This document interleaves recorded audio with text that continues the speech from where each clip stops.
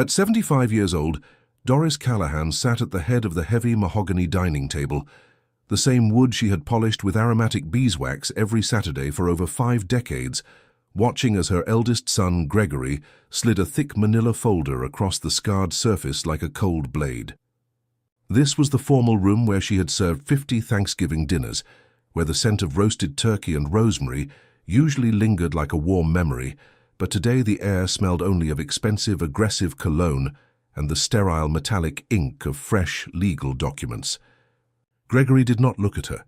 He looked instead at his heavy gold watch, his thumb tapping a restless predatory rhythm against the glass, as if her presence were a delay he could no longer afford.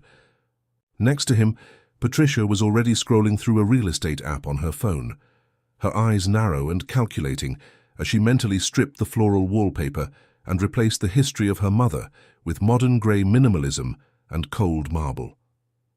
Dennis, the youngest, sat in the corner like a ghost, his face buried in his glowing screen, refusing to acknowledge the silent, suffocating scream building in the chest of his mother. The paper on top of the stack was agonizingly clear, a 30-day notice to quit. It claimed that Doris was no longer the owner of the red brick house in Ridgewood, the sanctuary she had sacrificed her own dreams and health to maintain, while nursing their father through 9 years of agonizing shadows of Alzheimer. Her hands shook so violently she had to tuck them under her thighs to keep the children from seeing her frailty, but her heart was already breaking with a sound like tearing silk. Gregory leaned forward, his voice stripped of even a trace of filial warmth, explaining with clinical precision how a series of legal updates Doris had signed in 2008 had effectively stripped her of the title she believed she shared with her late husband, Arthur. He called her a liability, a guest who had overstayed her welcome in an asset that was now desperately needed to liquidate his own mounting commercial debts. The house, valued at $620,000, was no longer her home. It was a line item on a spreadsheet Gregory intended to erase before the month was out. Patricia did not even look up from her phone when she suggested with a casualness that felt like a physical slap that Doris would be much better off in a state-run facility where the family would not have to watch her inevitable decline into the same drab martyrdom she had embraced for their father. They spoke about her as if she were already a piece of discarded, obsolete machinery, something to be hauled to the curb for trash collection before the professional photographers arrived to capture the potential of the house for the market.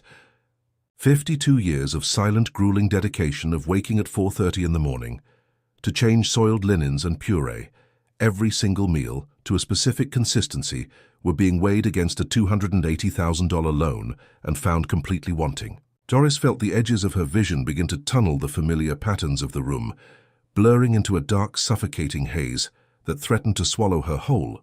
Yet beneath the terror, a tiny, forgotten spark of the woman who once built an atelier began to flicker. But as Gregory tossed a small, battered cardboard box onto the table, containing nothing but her original birth certificate and a dusty legal notice for a remote property in Ashfield, Massachusetts, he did not realize he was handing her a weapon instead of a death sentence. He laughed, a short and jagged sound that echoed off the high ceilings, telling her she could go rot in the worthless colonial ruin their great-aunt Vivian had left her, a house that had not seen a fresh coat of paint or a friendly face since the middle of the last century. What Gregory and his siblings could not have known was that Doris had spent her entire life understanding the hidden strength of a single well-placed thread, and she knew that even the most badly torn life could be mended if one found the right needle and a steady enough hand. She remembered Vivian Loomis, a woman the family dismissed as a crazy recluse, but whom Doris remembered as a woman of deep secrets and tempered steel who saw the world through the lens of creation.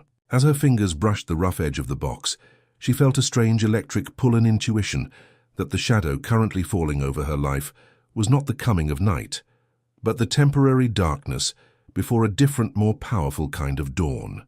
They thought they were casting her out into the freezing wilderness of northern Massachusetts, but they were actually pointing her toward a fortress they were far too arrogant to recognize. The locked room in that distant Peeling house held a history they had never bothered to learn, and Doris Callahan was about to prove that a queen made of porcelain and scrap silk is far more dangerous than a man made of hollow debt and borrowed greed. The silence that followed the ultimatum of Gregory was heavier than the winter snow that would soon bury the Ridgewood house. Doris looked at the faces of her children, the people for whom she had traded her youth and her eyes and her very soul, only to see three strangers calculating the commission on her grief. Patricia began to hum a mindless tune as she took photos of the crown molding, while Dennis finally stood up, but only to ask Gregory if they should call a junk removal service for the contents of the basement. The erasure of her existence was being coordinated with the efficiency of a business merger, leaving no room for the 52 years of love she had poured into every brick and every floorboard. She realized then that the glue she thought she was providing had only served to hold them together long enough for them to learn how to tear her apart. But as she moved toward the stairs, a cold and crystalline clarity took the place of her fear. She knew that in the basement, tucked away in a trunk Gregory would never touch, lay the fabrics and the memories of a woman who had seen the future long before it arrived. Vivian Loomis had not just left her a house, she had left her a path that was invisible to those who only valued what they could sell, and as she touched the wooden banister, she knew that the exile they planned was actually her long-awaited escape. If you have ever been told that the work of your life was nothing more than a hobby by the people you loved most, or if you have ever felt like a guest in a home you sacrificed everything to build, then you know the cold, quiet fire that was beginning to wake in the depths of the soul of Doris. If you have ever discovered that your greatest treasure was hidden in the one place everyone else ignored because they were too busy looking at their own reflections, you understand that the end of a story is often just the beginning of a hidden kingdom. Doris stood up in absolute silence, her petite frame suddenly imbued with a frightening dignity that made even Gregory pause his restless tapping. She did not argue with their cruelty, she did not beg for their mercy, and she did not shed a single tear in front of the vultures she had raised at her own breast. She simply walked toward her sewing room to pack the only things that truly belonged to her, the vintage Singer machine, and the knowledge of 1,000 stitches, knowing that the key to her worth was already waiting for her in a house they called a tomb. Subscribe now, because stories like this prove that it is never too late to find the key to your own worth and turn a worthless inheritance into an empire that will leave the greedy with nothing but the dust of their own choices. Stay with us to see how a 75-year-old seamstress turned a locked room into a cathedral of art and left her children begging for a seat at the table she was about to build. This is the story of the one thing Gregory Callahan could not liquidate, the unbreakable spirit of his mother. Welcome to the Chronicles of the Master Creator. To understand the depth of the betrayal that Doris Callahan suffered on that cold Tuesday in the dining room, we must travel back to the summer of 1971, when the world was full of the scent of honeysuckle and the rhythmic hum of a life waiting to be stitched together. At 22 years old, Doris was a force of quiet, creative nature, standing behind a booth at the Ridgewood local street fair, wearing a dress she had designed and sewn herself from iridescent emerald silk that shimmered like a beetle's wing in the afternoon sun. It was there she met Arthur Callahan, a young surveyor with sun-bronzed skin, and eyes that promised the kind of brick-and-mortar stability she had never known as a child of transient apartments and borrowed furniture. He didn't just admire her beauty, he admired the precision of her seams and the way her hands moved with a confident grace that spoke of a mastery over the material world. When they married in 1973, Doris believed she was not just choosing a husband, but laying the cornerstone of a sanctuary where her talent would flourish alongside his ambition. And for a brief, shining window of time, the small sewing studio she opened with her modest savings felt like the beginning of an empire. But the first great sacrifice of her life came less than 2 years later, when Arthur identified the red brick house on a quiet corner of Ridgewood as the ultimate prize for their growing family. To secure the mortgage and prove his worth as a provider, Arthur asked Doris to close her thriving studio and withdraw every penny of her savings to cover the initial down payment and the heavy legal fees of the closing. He promised her that her name would be carved into the foundation of their future just as clearly as his own, and that this house would be her ultimate canvas, where she could eventually open the boutique school of her dreams. Doris didn't hesitate, because she was a woman who believed that love was a series of reinforced stitches, and she gladly traded her independence for the promise of a shared legacy. She spent those early years painting every room and polishing the oak floors until they glowed like amber, while the smell of fresh bread and lavender sachets filled the hallways, masking the tiny growing cracks in the facade of their partnership. She believed she was a co-architect of their destiny, never realizing that Arthur was slowly rewriting the narrative of the house to feature himself as the sole protagonist and her as the invisible engine that kept it running. By the time they reached their 15th anniversary in 1988, the steady surveyor she had married had been replaced by a man obsessed with the cold mathematics of professional status, leaving Doris to raise 3 children in a house that felt increasingly like a beautiful cage. Gregory, the eldest, was already showing the predatory traits of his father, watching with a chilling intensity as Doris spent her nights mending the clothes of neighbors to afford the extras Arthur claimed they couldn't afford. Patricia and Dennis, the twins, were toddlers then, and Doris would sit on the floor for hours, surrounding them with handmade toys and clothes, so intricate they looked like museum pieces, while Arthur stayed late at the office or retreated into his study with a bottle of scotch. She raised them on stories of craftsmanship and integrity, teaching them that the value of a person was found in the work of their hands, but she was fighting a losing battle against the growing arrogance they inherited from the Callahan bloodline. She felt the first real erosion of her identity then, as she moved from being Doris the creator to Doris the mother, and finally to the nameless ghost who ensured the socks were matched and the roast was never dry. Gregory grew into a teenager who looked at his mother not with affection but with a clinical sort of observation, as if he were already appraising her for future liquidation. He was a child who understood the price of everything and the value of nothing, often mocking the floral blouses Doris made for herself as peasant work, while he demanded the designer labels that Arthur used to buy his son's loyalty. Doris tried to soften him with the warmth of her kitchen and the steady presence of her love, but she could feel him hardening like cured cement around a heart of pure greed. She remembered a specific afternoon when she was hand-stitching a silk lining into a winter coat, and Gregory had laughed, telling her that in the real world people just bought new things instead of fixing old ones, and that her skills were as obsolete as a horse and carriage. It was a small comment, but it felt like a needle prick to her soul, a sign that the boy she had nursed through fevers and nightmares was beginning to see her as a liability rather than a treasure. She chose to ignore the coldness in his eyes, believing that eventually her dedication would earn the respect it deserved, but she was unknowingly feeding the wolf that would eventually devouring her. Patricia and Dennis followed in the footsteps of their older brother, developing a vanity and a detachment that left Doris feeling like a stranger in her own kitchen by the time the children reached their 20s. Patricia would spend hours in front of the mirror, criticizing the drab lifestyle Doris had embraced for the sake of the family, while Dennis simply drifted into an emotional vacuum of glowing screens and silent indifference.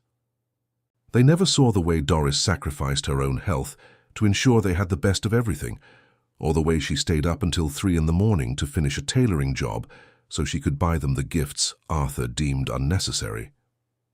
To them, she was a permanent fixture of the house, as reliable and as overlooked as the plumbing, and they treated her with a casual condescension that was far more painful than outright hostility. Doris accepted this invisibility as part of the price of being the family glue, believing that if she just held everything together a little longer, they would eventually wake up and see the magnitude of what she had done for them.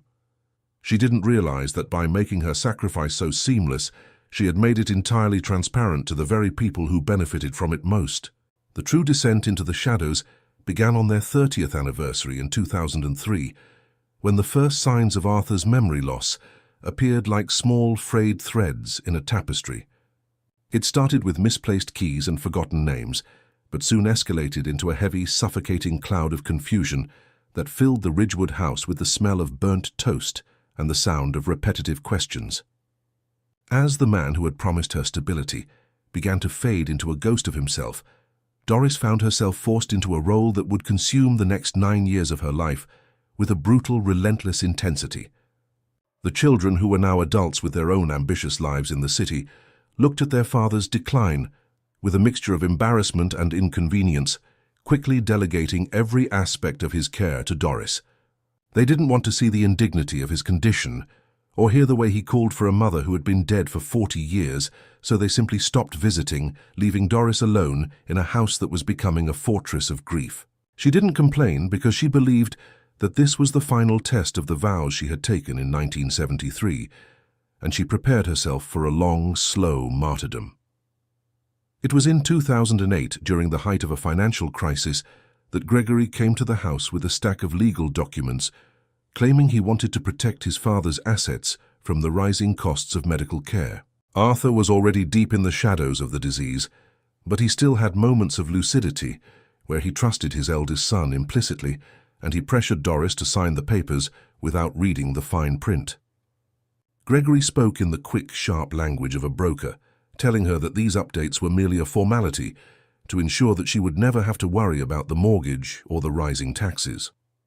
Doris was exhausted from a 3-day stretch of no sleep, and her judgment was clouded by the desperation of her love for her husband, so she picked up the pen and signed away the only security she had ever known.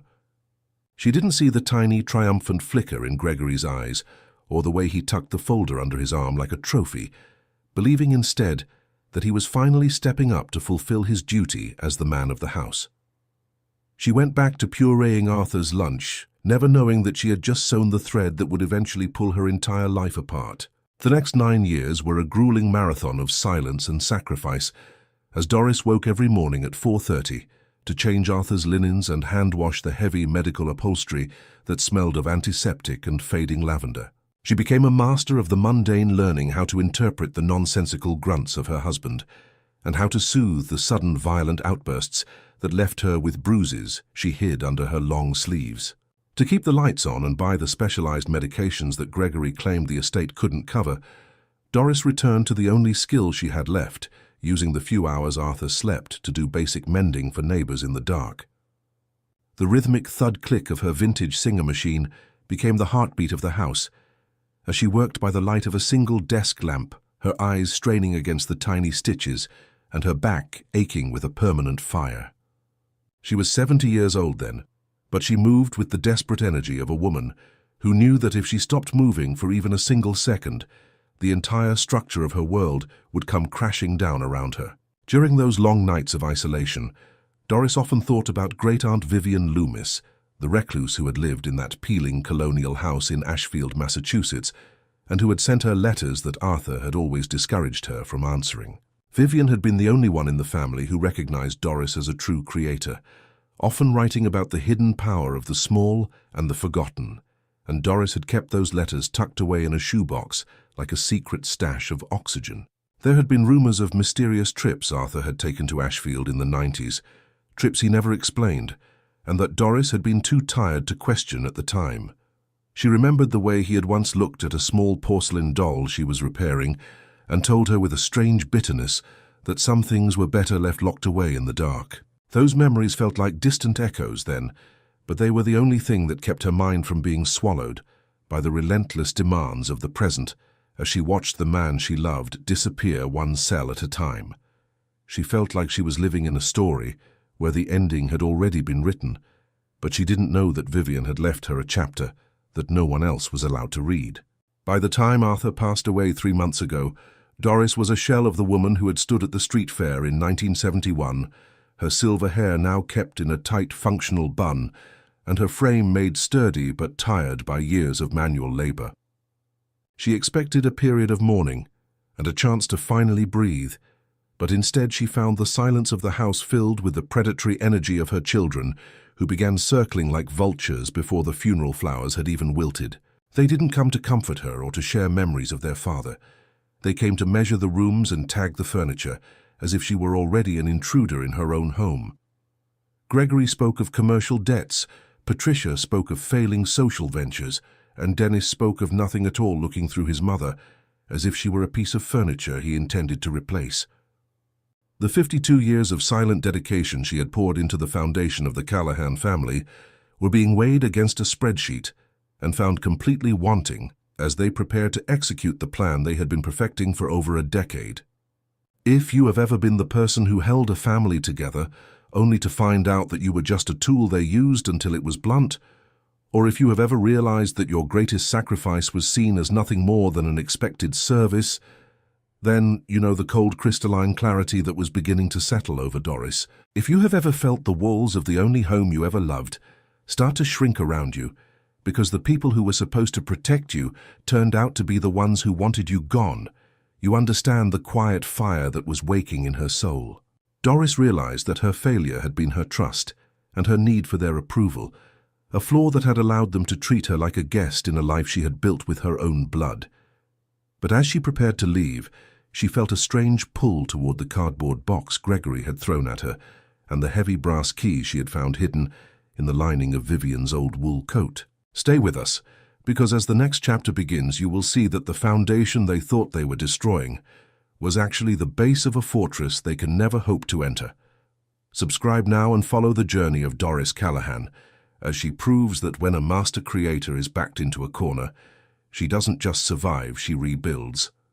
Welcome to the dawn of the Ashfield Empire. Gregory did not look at his mother when he spoke those final devastating words, choosing instead to focus on the cold, shimmering face of his gold watch, as if the seconds of her life were merely a currency he was impatient to spend. "Let us be realistic, Mom," he said, his voice carrying the sharp, clinical edge of a man who dealt only in margins and commissions. "You are a liability in a house of this size, and frankly, this is not your home anymore. It is an asset I am finally liquidating to cover the gaps you never bothered to understand." Doris felt the air leave her lungs in a slow, agonizing whistle. The mahogany table, where she had served 50 Thanksgiving dinners, suddenly feeling like an altar where she was being sacrificed for a commercial loan she had never seen. Gregory leaned forward and slid the manila folder across the surface, the sound of the paper rasping against the wood like the wings of a scavenger, landing on a carcass. He explained with a chilling indifference that the legal updates she had signed in 2008, while she was half dead from exhaustion nursing their father, had effectively stripped her of every right to the red brick walls that held her entire history. There was no apology in his eyes, only the predatory calculation of a broker who had finally closed a difficult deal and was now waiting for the tenant to vacate the premises. Patricia did not even pause her scrolling as the weight of the eviction hit the room, her eyes fixed on the glowing screen of her phone as she mentally stripped the house of her mother's dignity to make room for a higher market valuation. "You have spent years playing the martyr for Dad, Doris," she said with a casual condescension that felt like a razor blade drawn across a silk hem. "And it is honestly time you did it in a state-run facility where we do not have to watch the inevitable decline of your drab little life."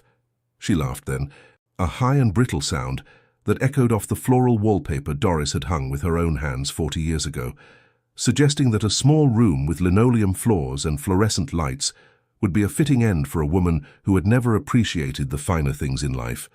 Patricia began to tag the antique furniture with small neon orange stickers, her fingers moving with a practiced cruelty as she marked the velvet armchair and the oak sideboard for the trash heap, while Doris sat 2 feet away. It was the absolute invisibility of her mother that Patricia enjoyed most, the way she could discuss the disposal of a life as if she were merely cleaning out a cluttered closet after a long and annoying winter. She treated the 52 years of Doris's dedication as a peasant hobby, something to be discarded so the real professionals could finally take over the space. The financial reality Gregory unveiled was a masterpiece of cold-blooded exploitation, a series of debts totaling $280,000 that he had secured against the house, using the power of attorney Doris had given him in a moment of misplaced trust. He told her the property was valued at $620,000 and that every cent of the equity belonged to the estate he now controlled, leaving her with exactly nothing but 30 days to disappear from his sight. He spoke about the 99 months she had spent puring meals and changing soiled linens for their father, as if it were a clerical error he was now correcting for the sake of the family balance sheet. They did not see the calloused pads of her fingers from decades of hand-stitching their futures. They did not see the permanent ache in her lower back from lifting a man who had forgotten her name. They did not see the woman who had traded her eyesight to keep their father decent while they were out spending the money she helped save. To Gregory and Patricia, Doris was not a mother or a creator. She was a piece of obsolete machinery, that had finally seized up and was now blocking the path to their next investment. They measured her worth in interest rates and square footage, finding that the love she had poured into the foundation was a non-deductible expense they were no longer willing to carry. Dennis sat in the corner, the youngest and the most cowardly, his eyes glued to his phone, as if the glowing screen were a shield against the suffocating scream of his mother's breaking heart.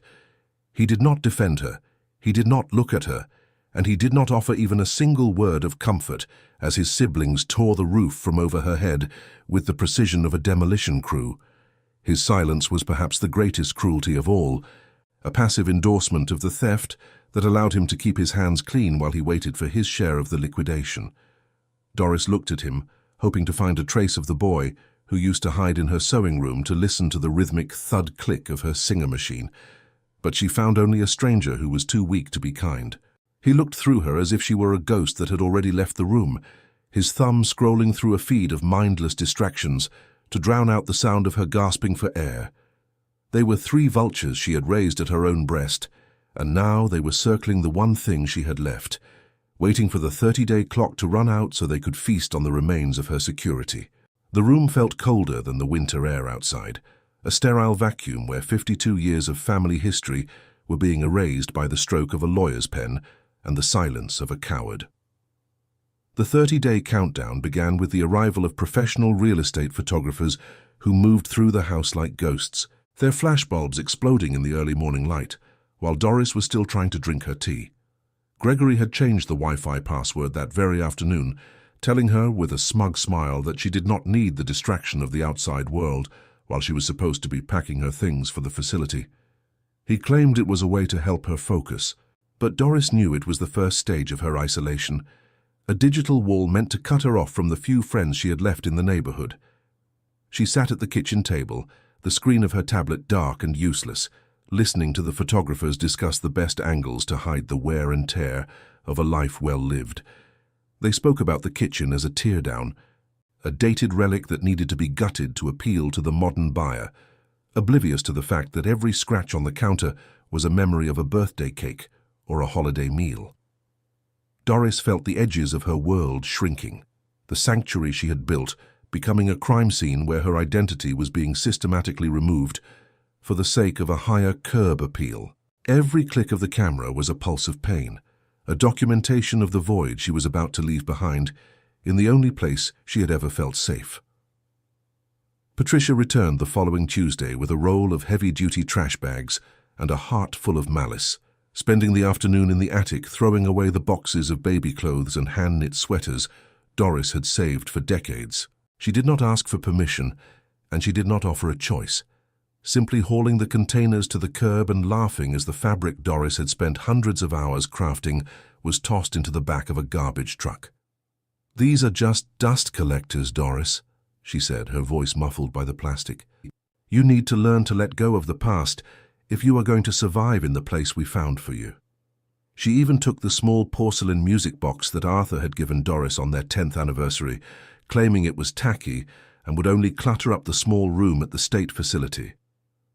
Doris watched from the window as the garbage truck crushed the melodies and the memories into a compact cube of waste, her hands gripping the windowsill so hard her knuckles turned the color of bone.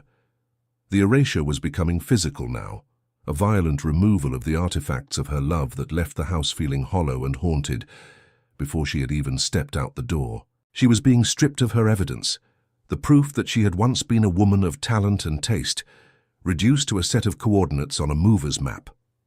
The most devastating blow came during the 3rd week, when Doris returned from a walk to find Patricia standing in the driveway next to a donation truck from a local thrift store.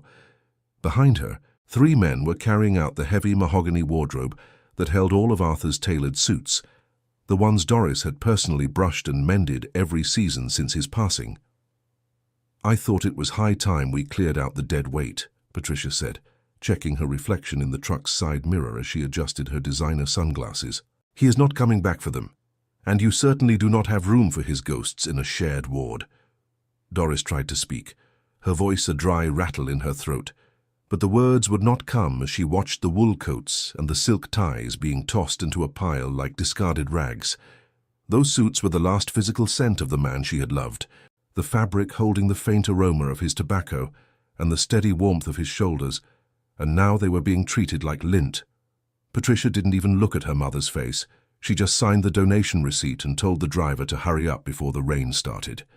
It was a final desecration of her mourning, a clear signal that her grief was as inconvenient to her children as her presence, and that nothing she valued was sacred in the face of their efficiency. That night, as the house grew silent and the cold crept through the gaps in the window frames, Doris sat on the bottom step of the staircase and listened to Gregory and Patricia in the kitchen. They were drinking the expensive scotch Arthur had saved for a special occasion, their voices loud and confident as they discussed the expected sale price of the house and how they would split the commission. "We should get at least $650 if the staging is right," Gregory said, the ice clinking against the glass like a celebration of her ruin. "And once the old girl is settled in the county ward, we can finally close the book on this whole dreary chapter." Patricia agreed, her voice thick with the arrogance of the newly wealthy, saying she couldn't wait to buy the beach house she had been eyeing, and that she hoped the state facility had a strict no-visitors policy for the first few months. They talked about her as if she were already a corpse, a bothersome obstacle that was finally being cleared from the road to their happiness. Doris realized then that she was not just losing a house. She was losing the illusion of a family, the belief that the children she had sacrificed her life for possessed even a shred of human empathy. She sat in the dark, a 75-year-old woman with no home and no future, listening to the people she had loved most plan their lives on the ruins of her own. On the final morning, Gregory walked into the empty dining room and tossed a small battered cardboard box onto the scarred mahogany table, his face twisted in a look of profound disgust. He told her she could go rot in the worthless colonial ruin their great-aunt Vivian had left her in Ashfield, a house he claimed was nothing more than a pile of rotting timber and ancient debt. "It is a fitting inheritance for you, Mum," he said with a cruel smirk. "A broken house for a broken woman who never understood how the world really works." He laughed as he handed her the legal notice, explaining that the property had not seen a fresh coat of paint in 60 years, and that she would likely freeze to death before the first snow of the season. He didn't realize that in his arrogance, he was handing her the only thing he couldn't control, a legacy that existed outside the reach of his spreadsheets and his greed. What Gregory called worthless, Doris saw as a possibility, a final thread of hope in a life that had been stripped to the seams. She picked up the box, her fingers brushing the rough cardboard, and she felt a strange, cold clarity settle over her heart. He thought he was throwing her away, but he was actually pointing her toward a fortress he was far too blind to recognize.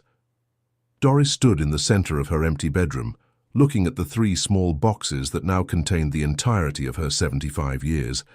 She had her vintage Singer machine, the one her father had given her when she was 18, its heavy cast-iron body, a reminder of a time when things were built to last forever.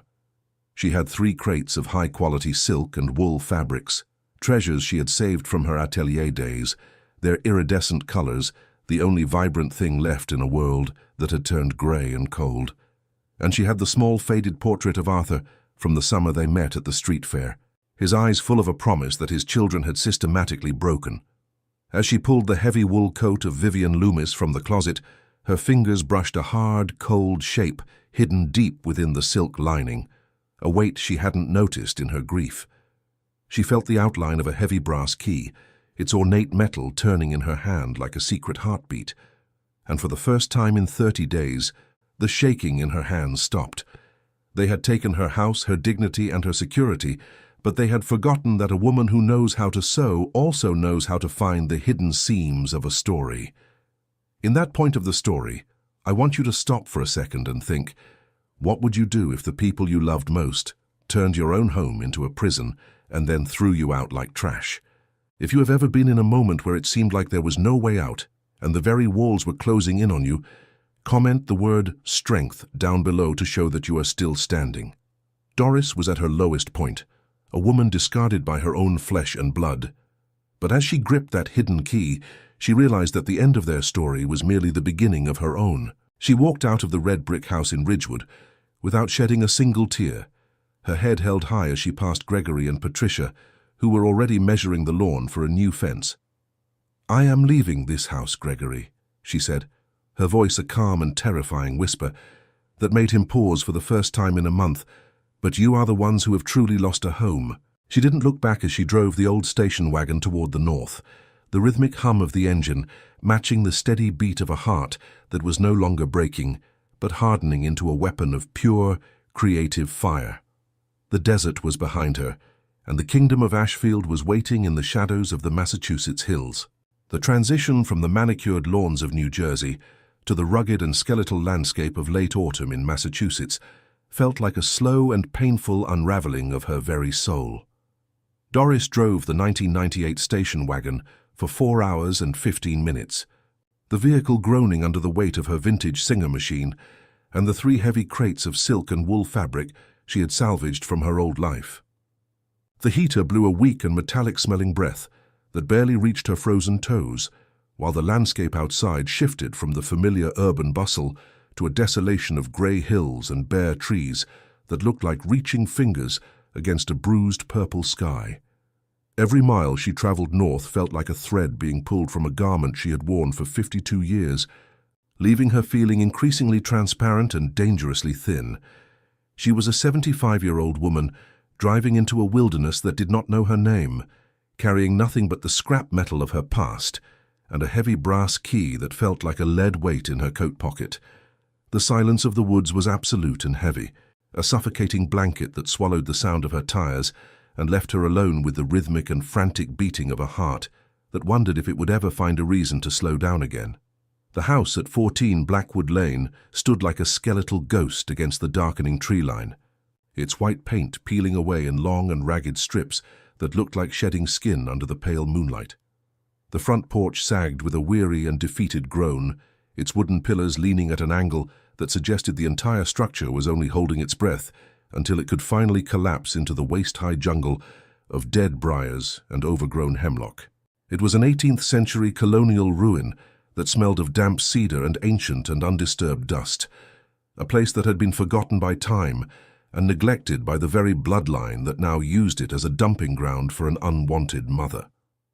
Doris stepped out of the car and felt the biting 35-degree air cut through her wool coat like a serrated blade, the cold reaching deep into her joints, with a familiar and predatory ache that made her gasp.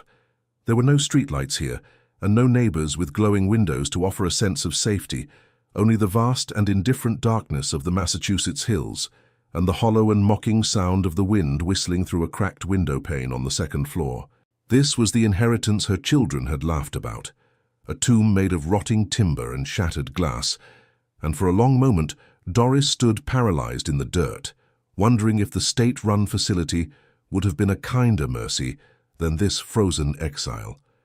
The interior of the house was even more daunting, a labyrinth of shadows where the air was thick with the scent of dried lavender and the metallic tang of old moisture that had settled into the wood. As Doris stepped over the threshold, the floorboards screamed under her weight, a sharp and splintering sound that echoed through the empty rooms like a warning from the dead to the living.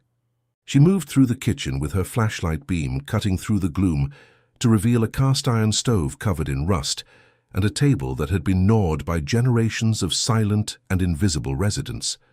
There was no electricity to banish the dark and no wood for the fireplace, only the oppressive weight of 60 years of solitude left behind by Great-Aunt Vivian Loomis. Every surface was coated in a grey and velvety layer of dust that looked like a shroud, and as she touched a moth-eaten curtain, it disintegrated between her fingers like the memories of the life she had just lost in Ridgewood. She felt like an intruder in a museum of abandonment, a woman who had traded a polished prison for a derelict fortress, and the sheer magnitude of the decay made her knees buckle with a sudden and overwhelming exhaustion. She was a master of mending, but looking at the gaping holes in the ceiling and the black mold creeping up the baseboards, she realized that some things were simply too broken to ever be made whole again. That first night was a descent into a cold and airless basement of the soul, where the only occupant was a paralyzing and animal terror that made her feel smaller than she had ever been. Doris huddled on the floor of what used to be the parlor, her petite frame swallowed by the heavy wool coat of Vivian Loomis as she lay on a pile of high-quality wool fabric she had salvaged from her atelier. The floor was hard and unforgiving, the cold seeping through the wood and into her bones, until her teeth rattled with a rhythmic and frantic clicking that was the only sound in the house. She began to cry, not the quiet and dignified tears of a grieving widow, but the raw and shuddering sobs of a woman who finally realized she was completely and utterly alone in a world that had no use for her. She thought about the gold watch of Gregory and the orange stickers of Patricia, the efficiency of their betrayal cutting deeper than the freezing wind that howled through the eaves above her head. She was terrified that she would slip away in her sleep and that the neighbors would not find her until the spring thaw, a nameless statistic in a town that did not even know she had arrived. The darkness felt thick enough to touch, a heavy and velvet weight that pressed against her chest until she could barely breathe. And for the first time in 75 years, Doris Callahan prayed for the end to come quickly before the sun could witness her final defeat. At this point in the story, I want you to stop for a second and think about what you would do if the people you loved most turned your own home into a prison and then threw you out like trash. If you have ever been in a moment where it seemed like there was no way out and the very walls were closing in on you, then comment the word strength down below to show that you are still standing. Doris was at her lowest point, a woman discarded by her own flesh and blood, but as she gripped that hidden key, she realized that the end of their story was merely the beginning of her own. We need to know that you are with her in this cold parlor, because the journey from this floor to the kingdom she is about to build is something you have to see to believe. Do not let her stay in the dark alone, because your support is the thread that helps her weave a new destiny, and by commenting and subscribing, you are joining a community that believes it is never too late to reclaim your power from those who tried to steal it. Now as the first light of a Massachusetts morning begins to bleed through the cracked glass, stay with us to see the tiny and prismatic miracle that changes everything for a woman who was supposed to be finished. The morning arrived not with a roar, but with a soft and crystalline whisper of light that changed the very chemistry of the room and the spirit of the woman on the floor. As the sun crested the frost-covered hills, a single beam of light hit the jagged edge of the cracked window pane and shattered into 1,000 tiny rainbows that danced across the peeling wallpaper. The prismatic light revealed something the darkness had hidden, the exquisite and hand-carved crown moldings that ran along the ceiling. The wood worked with a precision that only a master ship carpenter could have achieved in 1792. Doris sat up with her breath blooming in a white cloud in the freezing air and watched as the light touched the dust motes and turned them into a swirling galaxy of gold and silver. She saw the way the sunlight illuminated the grain of the floorboards and showed a resilience in the old oak that mirrored the strength she had forgotten she possessed. It was a silent and beautiful reminder that even in the midst of decay, there was a geometry of grace that could not be erased by neglect or cruelty. The house was not a tomb, she realized with a sudden and sharp intake of air. It was a sleeping giant that was waiting for the touch of someone who understood that value was not found in what was new, but in what was true and enduring. She thought of Great Aunt Vivian then, the woman the family called a recluse, but who had seen the world through the lens of a creator rather than a consumer. Vivian had lived in this silence for 60 years and rejected the loud and shallow world that Gregory now worshipped, and Doris began to feel a strange and electric pull toward the hidden history of the house. She remembered a letter Vivian had sent her decades ago, a letter Arthur had tried to burn, which spoke about the hidden power of the small and the forgotten things in a loud world. As she touched the heavy brass key in her pocket, the metal felt warm as if it had been absorbing the sunlight and turning it into a promise for the woman who held it. The decision to stay was not a dramatic declaration, but a quiet and steady tightening of the jaw as she looked at the heavy Singer machine sitting in the corner like a loyal and iron dog. She realized that the children had not just given her a ruin, they had accidentally given her a sanctuary where their voices could no longer reach her and where her worth would no longer be measured by their greed. She was a woman who knew how to find the grain of the wood and the direction of the stitch, and for the first time in 30 days, the shaking in her hands stopped completely as she stood up to face the first task of her new life. The first concrete action was a small one, a simple act of defiance against the chaos of the house and the despair of her own mind. Doris found a rusted bucket in the pantry and walked out to the old stone well in the yard. her boots crunching through the frozen briars and the brittle stems of dead hemlock. The air was sharp and clean and smelled of pine needles and the coming winter, a stark contrast to the sterile and cologne-choked air of the Ridgewood dining room she had left behind. She hauled the water up from the deep and dark earth and felt the rope burning her palms with a satisfying and physical reality that grounded her in the present moment. Back inside, she used a scrap of her high-quality wool to scrub a small circle on the kitchen table and cleared away 60 years of dust, until the dark and honey-colored wood began to glow beneath her hand. It was a tiny victory, and a single square foot of order in a mile of ruin, but it was enough to prove that she was still a woman who could change her environment with the work of her hands. She set her Singer machine on that clean spot, and the heavy cast-iron base settled with a solid and reassuring thud that felt like a flag being planted in a new territory. She did not have a plan yet, and she did not have a future she could see, but she had a clean table and a steady needle, and in the world of Doris Callahan, that was always the place where the real work began. She was struggling to drag the heavy sewing machine up the rotted steps to the second floor, with her breath coming in ragged and painful gasps, when a shadow fell across the porch, and a voice cut through the silence like a warm bell. A woman stood in the yard and told her that the machine was a 1954 Singer 201-2, and that if Doris dropped it, the house would probably break before the metal did. Doris froze with her heart hammering against her ribs as she looked up to see a woman in a heavy canvas work jacket and a colorful wool scarf, looking at her with interest. The woman had silver-streaked hair and eyes that crinkled, with a kind of deep and earned wisdom that Doris recognized instantly as a mark of survival. She introduced herself as Rose Nakamura and said she owned the antique shop down the road and that she had known Vivian for 20 years. Rose stepped onto the porch with a confidence that made the sagging boards seem more stable than they were, and said she had been waiting to see who Vivian deemed worthy of this fortress. Doris was suspicious and guarded, because her heart was still too bruised from the betrayal of her own children to accept kindness from a stranger. But there was a steadiness in the gaze of Rose that made her lower her defenses just a fraction of an inch. She did not realize that this was the first thread of a new tapestry, and a partner who understood that restoration was a form of prayer, and that a broken life could be mended if you were brave enough to hold the needle. Rose stepped closer and handed Doris a thermos of ginger tea, and the warmth of the metal cup seeped into her frozen fingers like a physical blessing in the cold air. She whispered that Vivian did not leave Doris a house but a fortress, and that Doris just had not looked behind the right doors yet. Rose pointed a gloved finger toward the second floor, where the light was hitting a hidden seam in the hallway wall that Doris had not noticed during her night of terror. She said there were secrets in this wood that the children of Doris were too arrogant to ever find, and that there were treasures in those shadows that would make the Ridgewood house look like a dollhouse made of cardboard. Doris felt a strange and cold chill that had nothing to do with the Massachusetts wind, a sudden and piercing intuition that the brass key in her pocket was not for a door she could see, but for a door that was waiting to be discovered. She looked from Rose to the dark hallway above, and the rhythmic thud-click of the wind against the eaves sounded like a heartbeat that was finally synchronizing with her own.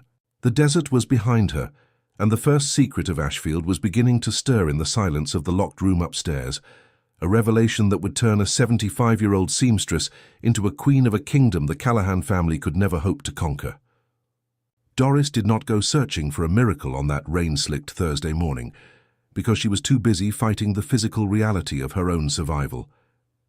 She had spent the early hours of the dawn hauling more water from the stone well and scrubbing the grime from the second-floor hallway, her knees cushioned by a folded wool blanket as she worked her way toward the back of the house. The rhythmic motion of her arm was the only thing keeping the cold from settling into her joints, and as she reached the heavy floor-to-ceiling bookshelf that seemed to be fused to the wall, she noticed the faint, vertical line that Rose had pointed out the day before. It was a seam so precise it was nearly invisible to the untrained eye, a testament to the ship carpenter who had built this fortress in 1792. Her fingers, calloused from 52 years of tailoring, traced the edge of the wood until they found a small, circular indentation hidden behind a decorative mahogany carving. She felt a sudden, electric jolt of anticipation that made her breath catch in her throat as she reached into her apron pocket and pulled out the heavy brass key she had found sewn into the lining of the wool coat. The metal felt warm against her palm, vibrating with a secret history that was finally ready to be told to the only person in the Callahan bloodline who knew how to listen. Inserting the key into the hidden lock was like solving a puzzle that had been waiting 60 years for her specific touch, the mechanism turning with a deep and oiled smoothness that defied the neglected state of the rest of the house. There was no screech of rusted iron or groan of protest, only a soft and breathy click that sounded like a sigh of relief from the very structure of the building. As Doris pushed against the bookshelf, the entire section of the wall swung inward on silent, balanced hinges, revealing a doorway that led into a room the sun had not touched in over half a century. The air that drifted out was not the scent of rot or death she had expected, but a complex and intoxicating aroma of expensive beeswax, aged cedar, and the sharp, metallic tang of organic dyes. It smelled like the professional atelier she had been forced to close in 1975, a scent of creation and purpose that hit her with the force of a physical blow to the chest. She stepped over the threshold, with her heart hammering against her ribs like a trapped bird, her flashlight beam cutting through the velvet darkness to find a space that was not a storage closet, but a cathedral dedicated to the art of the small and the forgotten. This was the sanctuary that Vivian Loomis had built, while the rest of the family dismissed her as a crazy recluse. And as the light touched the first glass case, Doris realized that her inheritance was not a ruin but a revolution. The room was lined with hundreds of custom-built mahogany shelves, each one housing an 18-inch tall figure that looked so lifelike it seemed to be holding its breath in the sudden intrusion of light. These were not mere playthings or common toys, but 200 handcrafted dolls with translucent porcelain faces and articulated wooden bodies, each one dressed in a miniature replica of an 18th or 19th century American gown. Doris moved closer, her eyes widening as she realized the level of obsessive detail that had gone into every single garment. From the silk-covered buttons the size of a grain of sand to the hand-woven lace that required a magnifying glass to fully appreciate. The fabrics were not commercial textiles, but hand-dyed silks and wools that shimmered with subtle iridescent colors she had never seen in any modern boutique, a spectrum of black walnut browns and goldenrod yellows that felt alive under her touch. Every doll was a masterpiece of historical accuracy, representing thousands of hours of silent, focused labor that mirrored the 52 years Doris had spent mending the lives of her ungrateful children. She felt a profound sense of kinship with the woman who had created this hidden kingdom, a realization that Vivian had been practicing the same kind of slow fashion that Doris had dreamed of teaching before she became a martyr for a man who eventually forgot her name. Resting on a central work table covered in a fine linen shroud were 12 heavy, leather-bound notebooks that felt as substantial as a set of bricks when Doris picked them up. As she opened the first volume, she found not a diary of madness, but a meticulous scientific record of Vivian's lifetime of work, containing over 500 lost formulas for natural dyes extracted from the very plants growing in the Ashfield garden. There were detailed instructions for using black walnut hulls to create a stable, deep espresso brown and goldenrod stalks, to produce a yellow that looked like liquid sunlight, each formula accompanied by a tiny swatched piece of silk that had not faded a single shade in 60 years. These were biologically stable pigments that the modern fashion industry had spent billions trying to replicate without success, a repository of technical knowledge that was worth more than the entire Ridgewood property combined.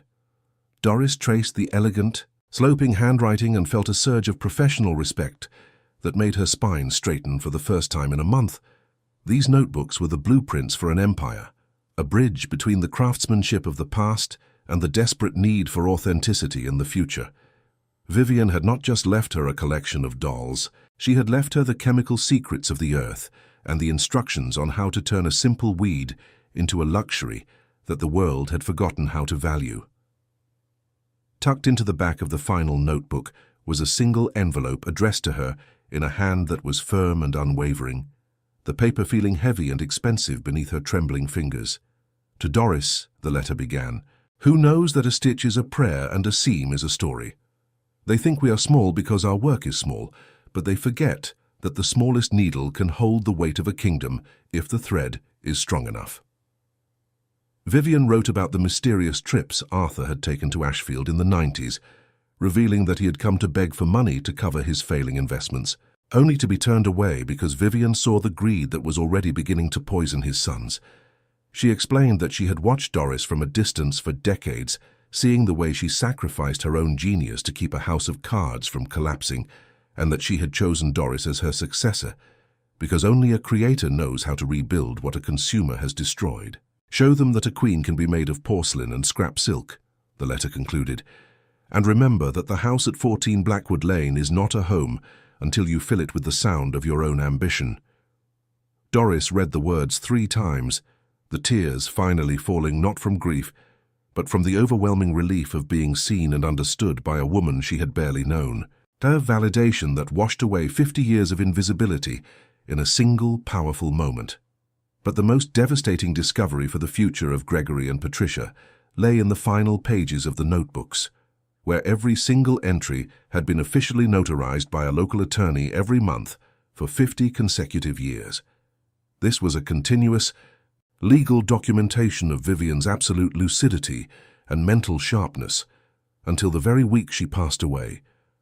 A mountain of evidence that completely nullified any attempt the Callahan children might make to claim she was incompetent when she wrote her will. Vivian had known that the vultures would eventually come for the carcass of her estate, and she had built a legal fortress of stamps and signatures that made the property at 14 Blackwood Lane untouchable by anyone outside of Doris. There was even a specific clause highlighted in blue ink that disinherited any descendant who attempted to contest the artistic integrity of the house or its contents, a trap that Gregory would walk into with his eyes wide open the moment he tried to claim the dolls as family assets. Doris felt a cold and satisfying clarity settle over her heart as she realized that she held the leash to her children's greed. The very property they had mocked as a worthless ruin was protected by a legal shield that was as unbreakable as the cast-iron frame of her Singer machine. She was no longer a victim waiting for the mercy of a state-run ward. She was a woman armed with the truth and the title to a kingdom that was worth more than everything Gregory had ever sold. When Rose Nakamura walked into the house an hour later, carrying a box of supplies and a fresh loaf of bread, she found Doris sitting at the central table with the light of 100 miniature queens reflecting in her eyes. Rose stopped in the doorway, her breath catching as she took in the scale of the secret atelier for the first time, her hands dropping to her sides in a gesture of pure, unadulterated awe. She whispered that she had always suspected Vivian was hiding something of magnitude, but that she never imagined a cathedral of art like this was living in the shadows above their heads. Doris looked up and handed her the first notebook, pointing to the formulas and the notarized stamps with a steady hand that showed no trace of the frailty that had plagued her in Ridgewood. "We are going to need more than just a space heater, Rose," Doris said, her voice carrying a new and resonant authority that made the old house seem to vibrate with life. "I need an appraisal from the University of Massachusetts for the initial collection and a list of every botanical supplier in the county who can handle bulk orders of walnut hulls and madder root." Rose smiled, a deep and knowing grin that signaled the beginning of a partnership that would change the history of Ashfield, and she told Doris that the world was about to find out that the master of Blackwood Lane was finally back in her studio. The work of reconstruction began that very afternoon, but it was no longer a struggle for survival. It was a campaign of restoration that transformed the house into a beacon of creative energy. With Rose handling the logistics and the initial outreach to the academic community, Doris began the painstaking process of cataloging the 200 dolls, her mind already calculating the revenue potential of the Ashfield collection.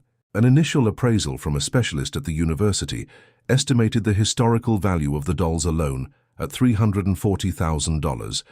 But to Doris, the true wealth lay in the dye formulas that would allow her to create high-end silk scarves and modern heirloom pieces.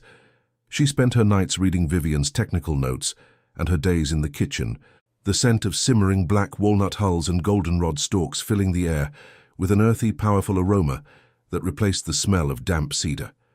The house seemed to respond to her presence, the floorboards no longer screaming in protest, but settling with a content and rhythmic thud that matched the heartbeat of the woman who was finally taking her place as the head of a new kind of table. She was 75 years old, and she was starting an empire from the ruins of a betrayal, using the very skills her children had mocked as peasant work to build a legacy that would outlive their greed. As the first month in Ashfield drew to a close, the physical transformation of the property at 14 Blackwood Lane mirrored the internal hardening of the soul of Doris Callahan. The sagging front porch was shored up with new oak beams. The peeling white paint was scraped away to reveal the sturdy bones of the colonial structure, and the waist-high jungle of dead hemlock was cleared to make way for a professional dye garden. Every action was a deliberate stitch in a new garment of power, a preparation for the inevitable moment when the vultures from New Jersey would realize they had thrown away a diamond, thinking it was a piece of common coal. Doris worked at her Singer machine for 14 hours a day, the rhythmic thud-click of the iron needle becoming the anthem of her new life, as she produced the first batch of silk scarves using the iridescent dyes of Vivian Loomis. She was no longer pureeing meals for a ghost or hiding bruises under her sleeves. She was a master creator who was finally being paid $12,000 a month for the genius she had been told was a worthless hobby. The locked room upstairs was no longer a secret, but a source of light that radiated through the entire house, turning a place of exile into a fortress of art that the Callahan family could never hope to breach. Doris stood in the center of her garden as the first frost of the season touched the tips of the black walnut trees, her petite frame wrapped in a scarf of her own design that shimmered like the feathers of a tropical bird. She looked back at the house, seeing the lights glowing in the windows of the secret atelier and the steam rising from the dye pots in the kitchen, and she felt a sense of peace that was deeper than any she had known in Ridgewood. She had found the hidden seams of her own story, and she had mended the holes that her children had torn in her dignity, using the very thread they thought was too old and weak to hold. But even as she enjoyed the silence of the Massachusetts hills, she knew that the peace was merely the temporary calm before the final confrontation that was brewing in the South. Gregory and Patricia were already hearing rumors of the master of miniature heritage in Ashfield and the $340,000 secret that had been hidden in the locked room upstairs. The storm was coming, and the vultures were sharpening their claws for one last attempt to steal the kingdom they had accidentally created. But Doris Callahan was already holding the needle, and she knew exactly where the next stitch needed to go. 14 months after the last crate was dragged across the threshold, the house at 14 Blackwood Lane had completed its transformation from a skeletal ruin into a glowing fortress of creative industry. The sagging front porch that once groaned under the weight of despair was now shored up with solid oak beams that smelled of fresh sap, and the peeling white skin of the exterior had been replaced by a deep slate-gray paint that stood proudly against the rugged Massachusetts hills. In the garden, the waist-high jungle of dead hemlock and briars had been cleared to make way for the technical dye garden, where neat rows of black walnut trees and goldenrod shimmered in the afternoon sun. The colonial structure no longer looked like a tomb, but like a living, breathing monument to the power of restoration, with its windows sparkling like diamonds and the chimney blowing a steady and welcoming plume of wood smoke into the crisp air. It was a place that commanded respect from the road, a stark contrast to the derelict shell Gregory had laughed at when he handed over the deed in the Ridgewood dining room. Inside the house, the atmosphere had shifted from one of damp abandonment to a cathedral of focused ambition, where every surface glowed with the light of a new purpose. Doris Callahan moved through the rooms with a grace and a steady strength that made her seem younger than her 75 years, her petite frame wrapped in a silk scarf of her own design that shimmered with iridescent shades of indigo and bronze. She was no longer the invisible engine of someone else's life, but the sovereign of her own empire, with the rhythmic thud-click of her vintage Singer machine acting as the anthem of her success.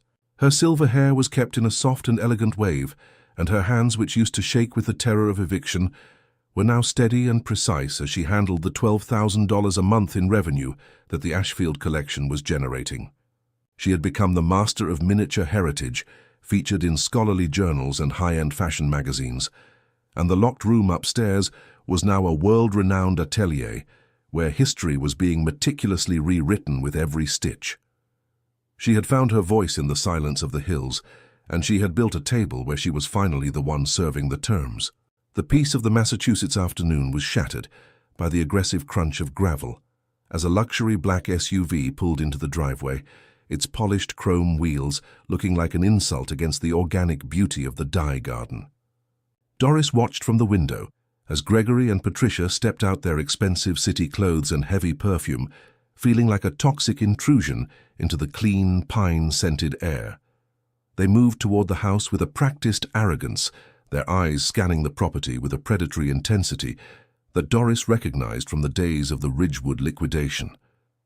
Gregory adjusted his silk tie with a restless twitch of his fingers, while Patricia clutched her designer handbag as if it were a weapon of social status, looking at the restored colonial with a mixture of disbelief and growing greed. They had come because the rumors of the Ashfield success had finally reached the city, and the vultures were hungry for a share of the kingdom they had mistakenly thrown away.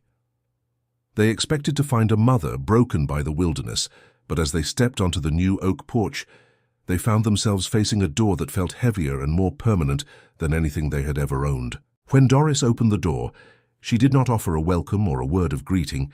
She simply stood in the entryway with a terrifying and quiet dignity that made the children pause in their tracks. Gregory tried to force a smile, his face twisting into a mask of filial concern that did not reach his cold and calculating eyes. "Mom, we have been so worried about you," he said, his voice carrying the same clinical edge that had once stripped her of her home, but now it sounded thin and hollow in the presence of her power. Patricia chimed in with a brittle sweetness, telling Doris how wonderful it was to see her looking so healthy, and how they had missed her presence at the family table back in New Jersey. They stepped into the foyer, and their eyes widened as they took in the expensive historical restorations and the rich scent of beeswax and natural dyes that filled the air like a physical manifestation of wealth. They looked like two intruders in a museum of a life they had no part in building, and for the first time in their lives, they felt the overwhelming weight of their own insignificance in the face of their mother's success. The manipulation began almost immediately as Gregory paced the room, his eyes darting toward the hallway that led to the secret atelier. He claimed that the 200 handcrafted dolls Doris had salvaged were actually family assets that belonged to the estate, and that he had come to help her manage the legal complexities of such a valuable collection. "We need to be realistic, Mum," he said, leaning forward with a predatory grace. "This heritage belongs to the Callahan name, and it is far too much for an old woman to be guarding alone in the woods without professional oversight." Patricia nodded in agreement, suggesting that they had found a high-end gallery in the city that would be a much more fitting home for the dolls than this drab and isolated colonial house. They spoke about her talent as if it were a resource to be mined, and her success as if it were a clerical error that they were now here to correct for the sake of the family balance sheet. They did not see the mother who had raised them. They only saw the $340,000 of appraised value sitting in the locked room upstairs, and they were already mentally splitting the commission. Doris let the silence stretch until the air in the foyer felt thick with the weight of her judgment, her gaze never wavering from the faces of the children she had once loved. "You did not come for the mother you evicted. You came for the money you did not earn," she said, her voice a calm and surgical whisper that cut through the justifications of Gregory like a razor through silk. She did not raise her voice, and she did not show a trace of the anger that had once kept her awake in the dark. She simply turned and picked up the leather-bound notebooks from the mahogany sideboard. She showed them the 50 years of notarized signatures that proved Vivian Loomis was of absolute sound mind, until her final day completely nullifying the claim of mental incapacity that Gregory had planned to use in court. She pointed to the specific legal clause in the will that disinherited any descendant who attempted to contest the artistic integrity of the estate or its contents, a trap that Gregory had walked into with his eyes wide open. Her hands were as steady as the stone well in the yard, while the children began to realize that the fortress they were trying to breach was protected by a legal shield they could never hope to penetrate. "I spent 52 years being invisible for you, and now I am the only person you cannot afford to speak to." Doris continued her words, falling like heavy iron gates between her and the people who had betrayed her. She watched the color drain from the face of Patricia as the reality of the disinheritance hit home, and the designer handbag suddenly looked like a pathetic piece of scrap in her trembling hands.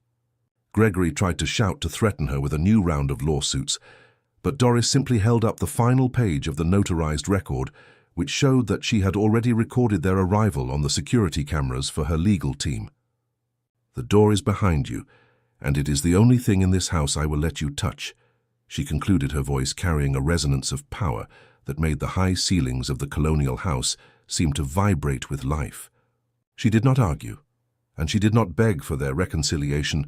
She simply stood aside and waited for the vultures to leave the kingdom they had accidentally created through their own cruelty. They retreated toward the luxury SUV in a silent and shaking fury, their arrogance replaced by a crushing and impotent realization that they had lost everything by trying to steal the one thing Doris had left. The poetic justice that followed the departure of the Callahan children was as mechanical and as inevitable as the turn of a heavy brass key in an ancient lock.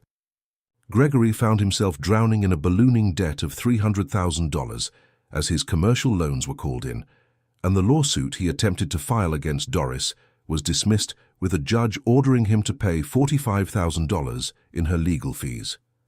His reputation as a high-stakes broker was ruined when the story of the Ashfield eviction went local, and he found himself blacklisted from the very circles he had once sacrificed his mother to impress. He was a man who understood the price of everything, and he finally discovered that the price of his greed was a life spent in the shadows of his own failure, with no one to catch him as he fell. The house in Ridgewood was sold at a loss to cover his mounting interest, and he was left with nothing but the dust of the legacy he had systematically destroyed. He had sought the asset and lost the home, and the irony of his ruin was a masterwork of fate that Doris never had to lift a finger to execute. Patricia and Dennis suffered their own versions of a life stitched together with the threads of their own malice and indifference. Patricia had invested her entire share of the Ridgewood sale into a luxury restaurant that failed in less than 6 months due to her own vanity, and she was now working as a junior hostess in a mid-range chain, the very type of service job she had once mocked her mother for holding. She spent her days smiling for tips and her nights in a cramped apartment, listening to the sounds of a city that did not know her name, a failed socialite who had traded a queen's inheritance for a handful of shallow glitter. Dennis remained in a state of permanent and silent isolation, a witness to the destruction of his family, with no one left to care for his needs or provide the emotional buffer he had always relied on from Doris. He sat in his dark apartment, staring at the glowing screen of his phone, realizing too late that the mother he had ignored was the only person who had ever truly seen him. They were 3 strangers bound together by a shared history of cruelty, and they were now drifting apart in a world that had no use for their greed or their cowardice, leaving Doris to the peace they had tried to steal. As the sound of the luxury SUV faded into the distance, and the Massachusetts hills returned to their steady and ancient silence, Doris Callahan stood in the center of her hallway and allowed the first tears to fall. They were not the shuddering sobs of the woman who had huddled on the floor of the parlor a year ago, nor were they the bitter tears of a grieving widow mourning a lost life. They were tears of a profound and beautiful relief, a soft and cleansing rain that washed away the last of the Ridgewood dust and the heavy weight of 52 years of silent sacrifice. She felt a lightness in her chest that was almost frightening, a realization that she was finally and completely free from the expectations and the betrayals of the people she had once called her world. She walked to her sewing room and touched the heavy cast-iron body of her Singer machine, feeling the warmth of the wood and the steady heartbeat of the house through her palms. She was 75 years old, and she was powerful, and she was finally home in a life she had mended with her own 2 hands and a heart of tempered steel. The peace was finally hers, and as she looked out at the dye garden, she knew that the master of Blackwood Lane was only just beginning her work. 2 years have passed since the black SUV disappeared into the dust of the Massachusetts hills, and at 77 years old, Doris Callahan wakes not to the frantic alarm of a duty of a caregiver, but to the soft melodic chorus of songbirds in the black walnut grove. The morning light filters through the pristine glass of the restored colonial windows, casting long and golden fingers across a kitchen that now smells of fresh sourdough and the earthy, powerful aroma of simmering madder root. She moves with a steady, rhythmic grace, her back straight, and her heart light as she pours a cup of herbal tea and looks out at the dye garden she built from the ruins of neglect. This house at 14 Blackwood Lane is no longer a place of exile. It is the vibrant headquarters of the Loomis Callahan School of Manual Arts, a sanctuary where the air is thick with the scent of creation rather than the sterile odor of antiseptic. The sagging porch is a distant memory, replaced by solid oak that welcomes the feet of those eager to learn the value of a stitch and the dignity of a life made by hand. By 10 in the morning, the house is filled with the low and comforting murmur of 5 local women who have come to study under the woman the world now calls the Master of Miniature Heritage. Doris stands at the head of the large central work table, her silver hair glowing in the sunlight, as she demonstrates the precise way to achieve the iridescent indigo blue that Vivian Loomis perfected 60 years ago. They are not just making dolls or scarves, they are reclaiming a history that the modern world tried to discard as a worthless hobby, and every student carries a piece of that resilience back into the community. The $12,000 in monthly revenue no longer goes toward covering the debts of ungrateful children, but into a scholarship fund for older women who find themselves starting over in the winter of their lives. Rose Nakamura sits nearby, cataloging the latest batch of $1,800 masterpieces, her laughter a steady and warm anchor in a room that was once a tomb of silence. Doris looks at the busy hands around her and realizes that she has finally built the school she dreamed of in 1975, a legacy that is anchored in the strength of the earth and the steady precision of the needle. On the mahogany sideboard in the foyer sits a single unopened letter from Dennis, the only physical bridge left between Doris and the ghosts of her past in New Jersey. She knows that Gregory is struggling in the shadows of his own professional ruin and that Patricia is counting minutes at a hostess stand, but she feels no need to witness their descent or to provide the mercy they once denied her. The letter remains sealed because Doris has learned that some threads are better left cut and that her peace is far more valuable than a reconciliation built on the desperation of those who only seek her out for the wealth she created. She has achieved a poetic justice that is silent and mechanical, a reality where her success is the ultimate answer to their cruelty, and her silence is the final boundary they can never cross. If she ever chooses to open that envelope, it will be on her own terms from a position of absolute autonomy and strength, because she is no longer the woman who hides bruises under her sleeves. She is a creator who has mended the holes in her own dignity, and she knows that a home is not defined by those who share your blood, but by those who respect the work of your soul. As the sun begins to set over the Ashfield Hills, painting the sky in shades of violet and gold that mirror the dyes in her studio, Doris sits on her porch and reflects on the long and jagged path that brought her to this horizon. She thinks of the girl in the emerald silk dress at the street fair and the weary martyr she became in the Ridgewood house, realizing that every tear and every sacrifice was a necessary preparation for the kingdom she now rules. They thought they left me with nothing, she whispers to the rising wind, but they forgot that a woman who can sew can mend any life, no matter how badly it has been torn, and that the end of one story is often just the hidden beginning of a greater one. True value is never found in the cold mathematics of a spreadsheet or the sterile walls of a house you do not own, but in the power of the hands that create and the spirit that refuses to be discarded. She picks up a piece of silk, the fabric feeling like a cool blessing against her calloused palms, and she knows that her worth was never something Gregory could liquidate or Patricia could tag for the trash. She is Doris Callahan, the master of Blackwood Lane, and her story is a testament to the fact that the most beautiful garments are often those that have been repaired with the strongest thread. My heart overflows with a deep and quiet gratitude for you having stayed with Doris through every step of this long and emotional journey, from the shadows of Ridgewood to the light of Ashfield. If this story has touched your soul, or if you have ever been the person who held a family together only to find your dedication treated like a worthless hobby, then you understand the fire that built this fortress. If you have ever felt like a guest in your own home, or if you have discovered that your greatest treasure was hidden in the one place everyone else ignored because they were too busy looking at themselves, then this message is for you. Please leave a single word in the comments describing the feeling you have right now, as you see Doris standing in her garden, a queen made of porcelain and scrap silk.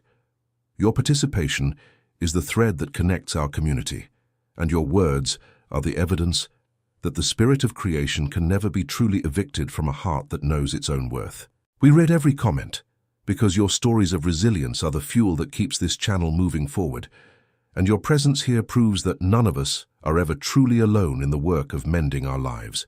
Let this story be a reminder that your worth is not a line item on someone else's spreadsheet, and that your talent is a weapon that can turn a ruin into a kingdom if you have the courage to hold the key. That the people who try to discard you are often the ones who will eventually beg for a seat at the table you are about to build. That the most powerful discoveries are often hidden behind the doors we are most afraid to open. That a life well lived is the only justice that truly matters in a world that often values price over value. Please share this history with someone in your life who needs to remember that it is never too late to find the key to their own worth and to turn a worthless inheritance into an empire of their own making. Your share could be the very thread that helps someone else mend a life that has been torn apart by the greed or indifference of others. Subscribe now to continue witnessing the chronicles of those who prove that a master creator always finds a way to win. This is the story of the one thing the world can never liquidate, the unbreakable spirit of the human heart. Welcome to the Chronicles of the Master Creator.